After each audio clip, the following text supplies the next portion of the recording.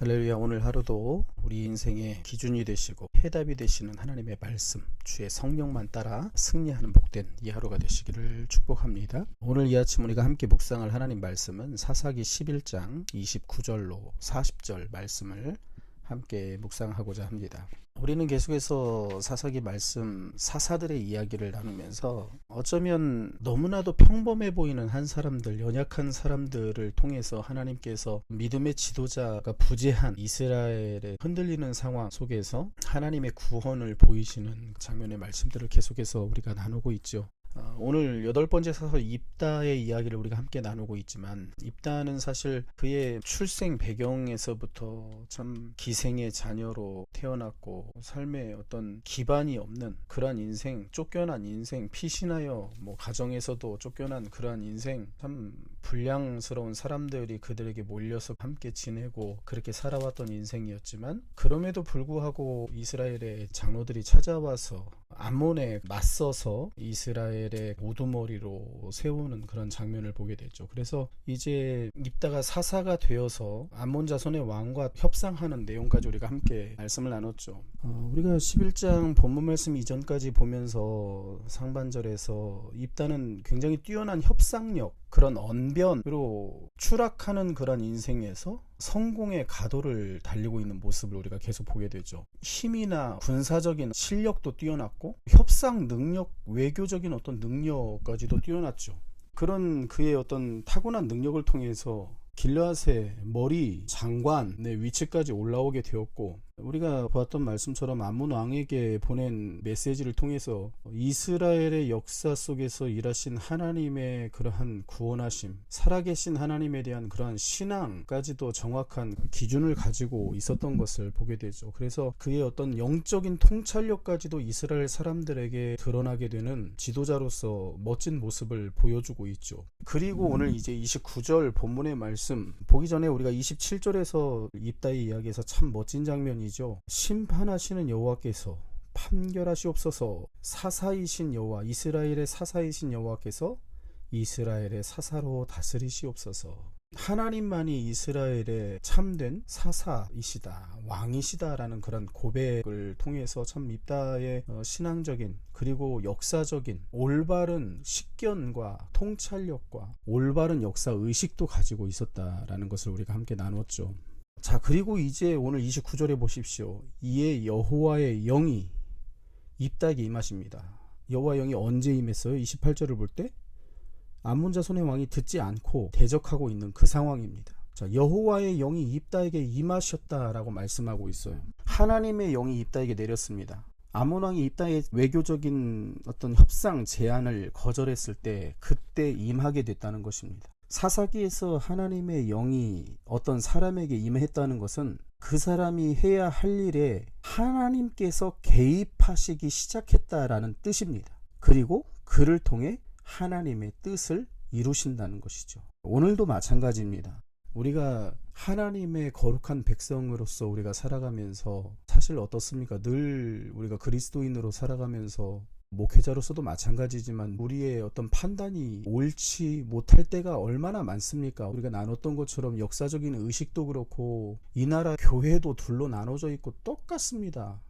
동과 서로 나누어져 있고 교회도 심지어 목회자들도 오늘 사사기 시대와 같다라는 것이죠. 이스라엘 백성들이 하나님께서 언약하신 대로 그들이 하나님께서 약속하신 그 약속의 땅 가나안 땅에 들어왔고 그 땅에서 거하고 있는 그런 상황 속에서 일어나는 일들 아닙니까? 여전히 하나님의 백성이죠. 하나님을 섬긴다고 합니다. 그러나 왕으로 섬기지 않았고 이스라엘에 왕이 없었더니 자기 소견에 오른 대로 행했다라고 말하는 것이 문제였죠. 자기 생각대로. 이게 지금 사사기의 모습 아닙니까? 얼마나 부족한 모습이 많습니까? 그래서 오늘 하나님의 영이 입다에게 내렸다는 것, 그 사람이 이제 하는 모든 일들 속에서 하나님께서 개입하신다는 거예요. 오늘 우리도 하나님께서 개입하시도록 그것을 구해야 되는 것입니다. 내가 아무리 선한 계획을 하고 노력하고 살아도 우리는 부족한 것이 얼마나 많습니까? 흔들리는 것도 많고 우리 부모님 세대의 목회자들도 마찬가지지만 늘 흔들립니다. 역사적인 의식도 늘 바뀌고 어떤 말에 흔들리고 유튜브 하나만 봐도 마음이 흔들리고 얼마나 그런 것이 많습니까? 오늘 여호와의 영이 임했고 그를 통해서 하나님께서 하나님의 뜻을 이루시는 그 역사가 기록이 되어져 있는데 이 내용이 생각보다 짧습니다. 그 내용이 뭐냐? 자, 32절 33절입니다. 입다가 암몬 자손에게 그들과 싸우더니 여호와께서 그들을 그의 손에 넘겨주시매 크게 무찌르고 이스라엘 자손 앞에 암몬 자손이 항복했더라. 자, 이게 바로 하나님의 개입입니다. 하나님이 어떻게 개입하셨어요? 32절에 그들을 그의 손에 넘겨주셨다는 거예요. 하나님께서 넘겨주셔야 되는 거예요. 자, 그런데 오늘 이것이 바로 하나님께서 개입하셔서 하나님의 뜻을 이루시고 하나님의 구원을 보여주신 장면이에요. 그런데 오늘 본문의 2절 빼고 나머지의 이야기에 심각한 문제점이 드러납니다. 입다의 문제고 이것은 이스라엘 백성 전체의 문제이기도 한 것이죠. 자, 보십시오. 여호와 영이 입다에게 임하셨어요. 자, 그래서 암몬 자손에게로 나아갈 때에 30절 보십시오. 그가 여호와께 서원을 합니다. 맹세하는 것이죠. 뭐라고 서원합니까? 주께서 암몬 자손을 내 손에 넘겨주시면 31절 내가 암몬 자손에게서 평안히 돌아올 때 누구든지 내 집 문에서 나와 나를 영접하는 그는 여호와께 돌릴 것이니 내가 그를 번제물로 드리겠나이다. 자, 누구든지 내 집 문에서 나와서 나를 영접하는 사람을 번제물로 하나님께 드리겠다고 서원을 하고 있어요. 이게 무슨 망발입니까? 우리가 계속해서 지금 어제 그제 계속해서 나눴지만 입다는 굉장히 협상의 달인이었어요. 그죠? 외교적인 어떤 언변도 뛰어나고 어떤 논리도 있고 그의 출신 배경에 편견을 깰 만한 역사 의식도 가지고 있고 신앙적인 배경도 가지고 있고 거기다가 그가 군사적인 어떤 힘도 가지고 있고요. 실력도 있고요. 협상 능력도 가지고 있고 역사 의식도 있고 하나님에 대한 신앙도 있고 처음에 어떻습니까? 이스라엘의 지도자들이 찾아와서 장관으로 머리로 삼으려 할 때 여호와께서 내게 넘겨주시면 내가 너희 머리가 되겠느냐?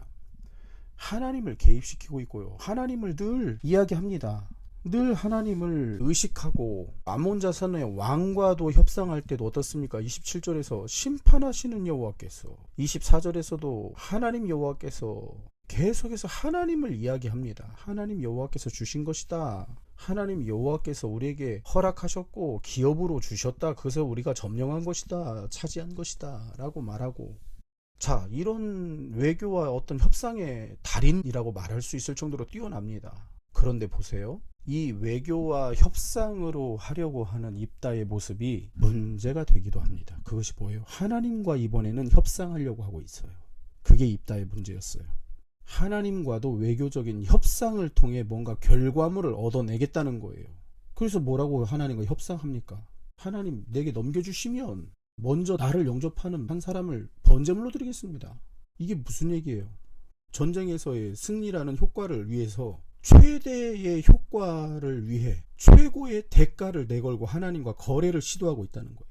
승리라고 하는 효과를 얻기 위해서 최고의 대가를 하나님 앞에 내걸고 거래하고 있다는 거예요. 거래하고 있어요. 하나님과.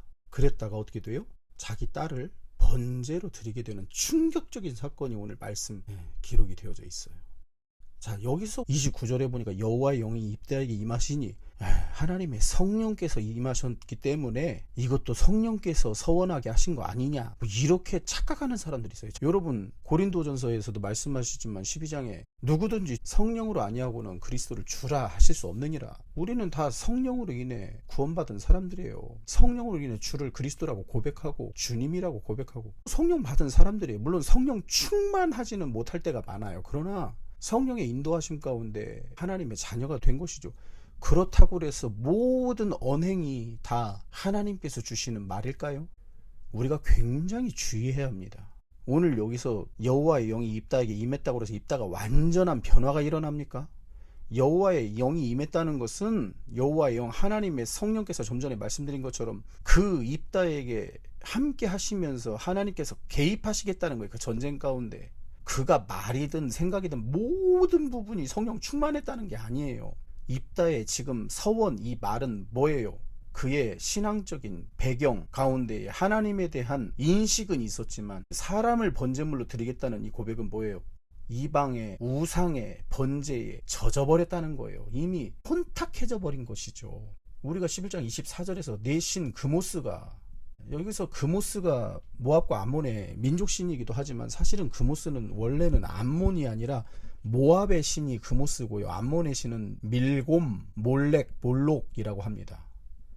민수기 21장, 22장 거기서도 모압의 발람의 저주를 통해서 이스라엘을 무너뜨리는 장면에서 이방의 우상을 섬기는 여자 제사장들, 사제들을 통해서 성적으로 무너지게 만들고 우상 앞에 번제를 드리면서 거기에 혼탁해져 버렸죠. 다 이스라엘 백성이 속고, 오늘 가나안 땅에 들어와서도 그들을 뒷뜰도 내주지 말라고 했는데도 뒷뜰에다가 다 그들을 두고 허드렛 일 같은 거, 잡일 같은 거 그 사람들에게 다 시키고, 그러면서 번제도 그 사람들이 드리고, 그게 뭐예요? 우상에게 제사하기 시작했고, 그 안에는 어떤 일이 있었던 것 같아요. 사람까지도 바치는 암몬의 우상, 암몬 족속의 밀곰, 몰렉, 몰록이라고 하는 우상 앞에 드리는 제사 가운데 사람을 인신 제사, 번제물로 드리는 암몬 족속의 모습을 똑같이 오늘 입다가 보여주고 있다는 거예요. 아주 충격적인 장면이에요. 그래서 자 보십시오. 34절, 입다가 지금 이제 승리하고 돌아가는데 자기 집에 이를 때 그의 딸이 소고를 잡고 춤추며 나와서 영접하니 첫 번째 나온 게 누구예요? 그의 딸이에요. 입다의 딸이 나옵니다. 하필.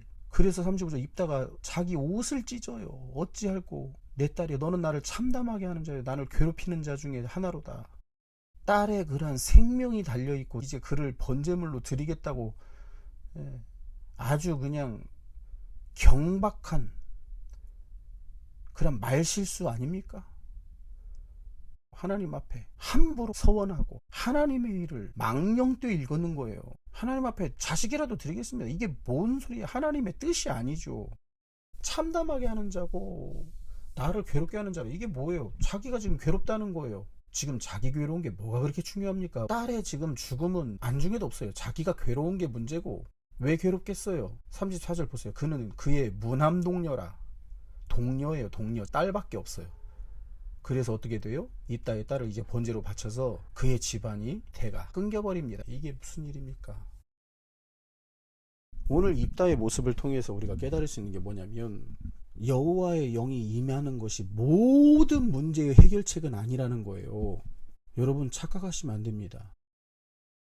기도 많이 한다는 분들 조심하셔야 해요. 기도 막 하루에 몇 시간씩 하면 모든, 그 사람이 모든 문제 해결책이 있는 것처럼 착각하는 분들이 계세요. 그렇게 기도 많이 하고 자녀들에게 얼마나 함부로 하는 분들이 많고, 얼마나 영적으로 교만한 사람이 많고, 자기 마음대로 내 생각인지 하나님의 뜻인지를 판단하지 못하고 내 경험에 따라서, 내 지식에 따라서 오늘 입다의 모습처럼 자기가 살아온 그런 환경 속에서 자기 마음대로, 자기 경험대로 그렇게 번제를 드려왔거든요. 사람들 보니까 자기가 봐온 대로 사람이라도 바치겠다는 거 아닙니까? 이러한 모습이 오늘 사사기의 모습만 있을까요? 우리 한국교회의 모습은 어떻습니까? 우리 그리스도인들의 모습은 어때요? 얼마나 기독교 역사 가운데 지금 성령께서 내게 말씀하셨습니다 하면서 퀘이커 교도라고 하는, 얼마나 기도 많이 하는 사람들인데도 기도를 엄청 하는 교단이에요. 그리고 갑자기 기도하다가 모여가지고 지금 내게 하나님 말씀하셨다고, 성령님이, 자기 생각인지 성령의 생각인지 어떻게 알고, 얼마나 함부로 말하는 사람이 많은 줄 아십니까? 기도 많이 하고 뭐 대단하게 인기 있는 목회자들 가운데 지금 정치적으로도 얼마나 나라에서 혼란을 일으키고, 이단 교주들은 어떻습니까? 다를 바가 뭐가 있어요? 잘못된 그런 사상, 이념, 배경 안에서 잘못 말하고 함부로 말하고 함부로 서원하고 함부로 맹세하고, 제가 기도해 봤더니 이렇다고. 무당과 다를 게 뭐가 있습니까? 점쟁이와 다를 게 뭐가 있어요? 모든 문제의 해결책은 아니라고요. 왜 그런 줄 아십니까?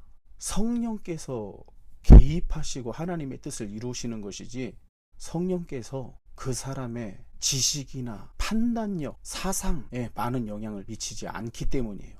그래서 우리 그런 얘기 많이 하잖아요. 공부는 하나도 안 하고 계속 교회에서 기도하고 다음날 시험 보러 가면 뭐예요? 빵점 맞는 거예요. 공부 하나도 안 하면. 하나님께 막 핑계대요. 하나님이 이거 뭐 다 맞추게, 뭐 찍은 것도 맞춰주게 해주십시오. 그래서 그런 우스갯소리도 있어요. 어느 목사님이 그랬다고 하네요. 우리 교회 어느 장로님이 너무너무 교만하고 그냥 성도들에게 그냥 함부로 말하고 당회 가운데 소리 지르고 사대질하고 이런 분이 있는데 하나님 고쳐주십시오.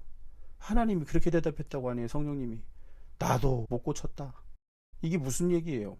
기도 많이 한다고 되는 게 아니고, 내가 올바른 하나님의 말씀의 기준 안에서 올바른 신앙, 올바른 하나님 앞에 예배, 하나님의 역사, 지금 그냥 그 시대의 모압과 아몬의 신들에게 드리는 어떤 번제와 그냥 혼용돼 가지고 그 안에서 혼탁한 예배를 드리고 이런 문제가 생기는 거 아닙니까? 거기다가 오늘 한 가지 좀 전에 말씀드린 입다가 그의 언변, 협상력, 실력, 이것이 문제가 되기도 한다는 거예요. 하나님 앞에 거래하려고 시도하는 것이죠.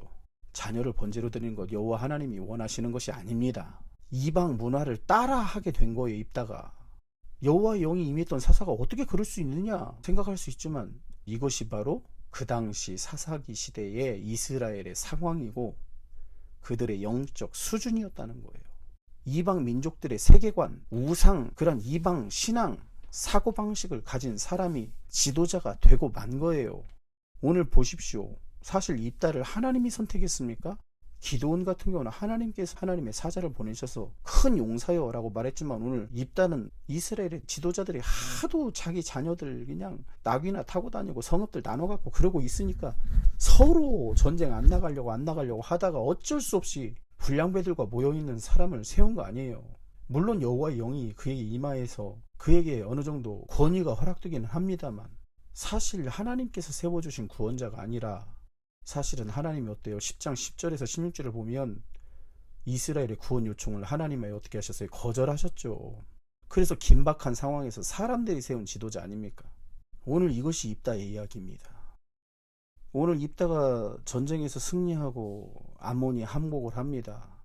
30절 31절에 서원이 없었더라면 29절에서 32절로 그냥 연결되었더라면 얼마나 좋았겠습니까? 하나님의 선물로 승리를 감사하게 은혜로 받을 수 있었겠죠. 30절 31절이 없었으면 얼마나 좋았을 거예요. 32절 33절로 딱 끝났으면 좋았겠죠. 그런데 그의 어떤 섣부른 잘못된 신앙적인 서원 때문에 문제가 생겼어요.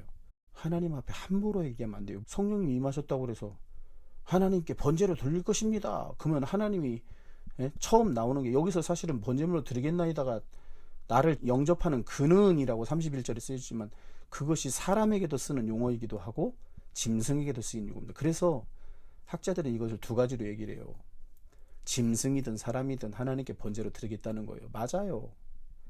짐승이든 하나님께서 나오게 해주실 줄로 착각했나 보죠. 천만의 말씀입니다. 34절에 소고를 잡고 춤추며 나와서 영접하는데 그의 딸만 나옵니까? 여인들이 나와요. 원래 이게 가나안 땅에서 있었던 일들이에요. 전쟁에서 승전가를 부르는 거예요. 그럴 때 다 우리나라도 마찬가지지만 그때 마을 사람들이 다 나와서 춤추고 영접하는 거 아닙니까? 그런데 맨 앞에 튀어나오는 사람이 그의 딸이었다는 거 아닙니까? 무남 동녀 외동딸이었어요. 오늘 입다의 그러한 잘못된 소원으로 인해서 하나님이 주시는 은혜의 선물이었던 이 승리를 아무 값없이 주시는 선물을 하나님의 선물이 아니라 거래의 대가처럼 만들어버린 거예요. 입다가. 이게 문제입니다. 거래의 대가처럼.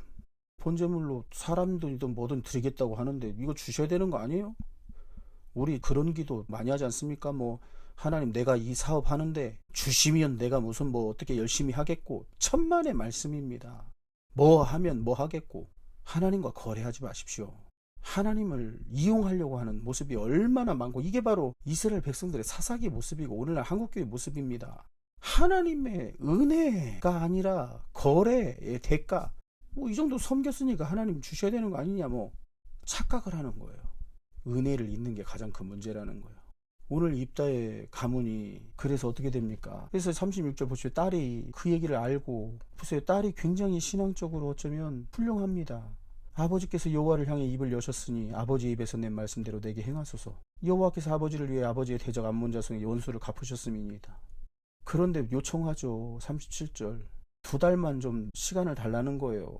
처녀로 죽음을 인하 애곡하겠나이다. 그래서 2달을 애곡하고 돌아왔죠.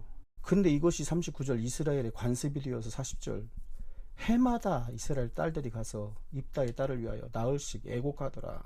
어쩌면 자기 자신만을 생각했던 아버지 입다와는 달리 그의 딸은 아버지를 생각하고 있어요.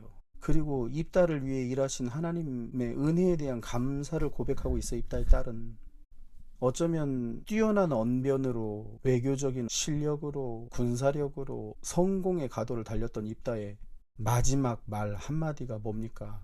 38절에서 그러가 이르되 가라 가라, 이게 마지막 말이었어요.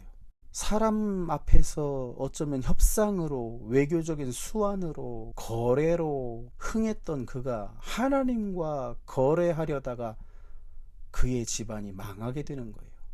얼마나 안타까운 일입니까?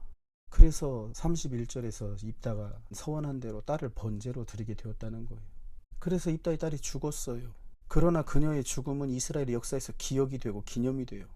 입다는 자신의 집안이 사라지고 가문이 씨가 말라버리는 것 때문에 괴로워했지만 그의 집안은 권력을 통해서 기념이 되는 게 아니라 죽음을 통해서 이스라엘 가운데 대대로 기념이 되었다는 거예요. 자, 오늘 입다의 이야기와 그의 서원의 이야기가 왜 이렇게 나올까요? 이스라엘 백성들이 하나님과의 계약 백성, 언약 백성 아닙니까? 신의 산에서 언약하셨다. 나는 너희 하나님이고 너희는 내 백성이다. 내가 거룩하니 너희도 거룩해라. 거룩해야 너희가 산다 라고 그렇게 사랑으로 다가오신 하나님, 바위 틈 사이에 모세를 숨겨두고 손으로 덮어 지나가신 후에 손을 치우시는 그 하나님의 그 은혜, 그 사랑 앞에 이스라엘 백성들의 모습은 뭐였어요? 하나님을 버려버렸다는 게 사사기 아닙니까? 그리고 온갖 이방 신들을 다 섬기고 그냥 자기 취향에 따라 취사 선택하고 그냥 이때는 이 신에게 절하고 이런 거 아니에요. 농사할 때는 바알에게 취사 선택하고 함부로 서원하고 함부로 말하고 함부로 약속하고 그냥 안 지키고, 이런 이스라엘 백성의 그런 언약 백성이 언약이 깨져버린 그들의 모습 때문에 오늘 입다의 딸의 죽음이 기념이 되는 죽음이 되는 거예요. 그들의 죄로 인한 기념이 되는 것입니다. 오늘 말씀을 정리하면 이 암몬과의 전쟁에서 승리는 이루었죠. 어떤 실력도 있었고 언변도 뛰어나고 외교적인 수완도 있고 역사의식도 가지고 있고 이런 사람 아니었습니까? 하나님에 대한 신앙도 있었고 오늘 전쟁을 앞두고는 여호와의 영이 임하고 그것으로 충분했지 않았습니까? 거기서 그냥 하나님이 주시는 은혜 앞에 감사하고 선물을 그대로 받으면 되는 거 아니에요? 그런데 그냥 하나님 앞에도 거래하고 그냥 한번 해보겠다는 거 아니에요? 자기 어떤 실력으로 내 노력으로 이름을 이제 거론하겠습니다. 전광훈 목사님이라고 하는 분이 다 들어보셨죠? 믿지 않는 사람들도 욕해요. 뭐라고 했습니까? 하나님 까불면 나한테 죽어? 어디서 TV 앞에서 기자들 앞에서 많은 사람들 성도들 앞에서 하나님도 까불면 자기한테 죽는데요. 이게 얼마나 무서운 일입니까? 사사기의 모습이 아니라고요. 그럼에도 한국교회 절반이 그리스도인들이요 그 목사님을 추종하고 있어요. 말씀도 필요 없대요. 그분 밑으로 들어가라고 하고 그러면 한 달에 150만 원씩 그분이 준대요. 목사님 평생 먹고 살 수 있대요. 저한테 그래요. 여러분, 이게 사사기의 모습, 입다의 모습만입니까? 우리들의 모습 아니에요? 하나님과 거래하려고 하지 마십시오.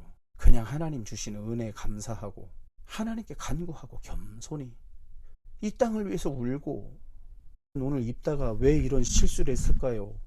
소외당하고 배척당하던 잡류에 불과했던 자기 자신을 찾아서 이스라엘의 지도자로 불러준 사람들에게 어쩌면 자기 실력 좀 보여주려고 그러지 않았을까요? 실패를 보이지 않으려는 집착이 지나쳤던 것은 아닐까요? 하지 말아야 할 말, 조급하게 섣부르게 무리한 서원을 하나님 앞에서 함부로 말하고 말아요. 망령되일 걷는 거예요. 여러분, 그리스도인들 중에 목회자들 중에 얼마나 한국교회가 함부로 하나님의 이름을 거론하는 줄 아십니까? 오늘 입다의 딸이 가장 먼저 아버지를 맞으러 나온 것이 운이 좋지 않아서 그런 것입니까? 불행이 그들에게 닥친 것입니까? 하필 왜 딸이 나왔을까? 막 이러고 있는 거 입다의 모습 아니에요? 그의 딸이 나오든 누가 나오든 뭔 상관이에요? 그런 잘못된 서원을 한 것 자체가 잘못이죠. 그래서 우리가 신앙생활할 때 성급해서도 안 되고 교만해도 안 되고 지나치지 말아야 돼. 선을 지켜야 되는 거예요. 그래서 그 얘기를 드리는 거예요. 누가 왕이십니까? 내가 왕이었습니다. 이스라엘의 왕이 없으므로 자기 소견에 오른 대로, 자기 소견에 오른 대로가 뭐예요? 내가 왕이었다는 거예요. 내 마음대로 한다는 거예요. 내 뜻대로, 내 마음대로 제사 드리고 내 마음대로 서원하고, 역사적인 지식 좀 있고 신앙적으로 나도 어느 정도 알고 성경적인 지식 좀 있고, 나는 신앙생활 얼마나 했고 내 멋대로 하는 거예요. 내가 왕인 거예요. 그게 바로 입다의 모습이에요. 결론적으로 그의 신앙의 대가 끊겨버리는 것이죠. 여러분, 정말 우리 믿음의 부모들로서 하나님 앞에 거래하는 것이 아니라 내 어떤 지식과 조금 내 언변과 내 어떤 수완과 외교적인 어떤 협상 능력과 이런 어떤 뭐 정치력이나 어떤 재산이나 사업하는 어떤 수완이든 간에 뭐 사람들 얼마나 내가 거래처를 열고 얼마나 많이 하고 이게 아니라 하나님의 뜻인지를 분별하셔야 해요. 교회 안에서는 거래하면 안 돼요. 하나님 앞에서도 마찬가지고 주의하셔야 합니다. 무지는 큰 고통을 가져옵니다. 하나님의 뜻이라고 적당히 생각하고 행동하는 경솔함이 우리 안에 있지는 않는지, 오늘 입다처럼 하나님의 뜻도 모르고 함부로 말한 그 말 한마디가 얼마나 비참한 결과를 가져옵니까? 그 슬픔이 입다와 그의 딸뿐만 아니라 친구들과 이스라엘 전체의 슬픔이 되어버렸어요. 그래서 우리는 함부로 말하고 그것을 내가 했기 때문에 지켜야 돼, 어떤 뭐 사람들 앞에 보여주기 위해서 지키는 거 아니에요? 그걸 힘쓰기보다 매 순간마다 하나님의 뜻을 분별하며 살아가는 게 중요한 거예요. 하나님의 뜻을 분별하는 게 중요하다고요. 무엇으로요? 하나님의 말씀이에요. 그래서 예수님은 이후에 무엇에도 맹세하지 말라라고 말씀하셨어요. 맹세하지 않아도 하나님이 원하시고 기뻐하신 뜻을 생각하고 행동할 수 있는 하나님의 자녀가 된 거예요. 자녀가 무슨 아버지 어머니 앞에서 와가지고 내가 이거 하니까 뭐 꼭 하겠습니다, 뭘 드릴게요, 내가 뭐 목숨이라도 이게 뭔 소용입니까? 자녀가 뭘 대단한 걸 가져와야 됩니까? 그래야 사랑받는 자녀입니까? 하나님 앞에 우리 자녀된 우리가 하나님 앞에 신실하게 하나님의 말씀 청종하고 사람들에게 슬픔이 아니라 기쁨을 주는 통로가 되어야지요. 이제 우리는 하나님의 자녀로서 서원한 것, 약속한 것을 지키는 수준의 그런 하나님과의 관계가 아닌 거예요. 그것을 뛰어넘어야 돼요. 그것을 뛰어넘어 하나님이 원하시고 기뻐하시는 뜻이 무엇인지 이제 우리도 알고 있고, 이제는 그 하나님의 뜻, 그 뜻을 분별하고 그 뜻이 무엇인지 묵상하고 말씀하고 있는 그 뜻대로 행하는 그러한 삶, 그리고 그 하나님의 뜻, 하나님의 말씀을 믿음의 유산으로 남길 수 있는, 그래서 슬픔이 변하여 기쁨의 찬송의 옷이 되는 우리 자녀 천대까지 은혜가 흘러가는 믿음의 가문으로 일어나시기를 예수님의 이름으로 간절히 축원합니다.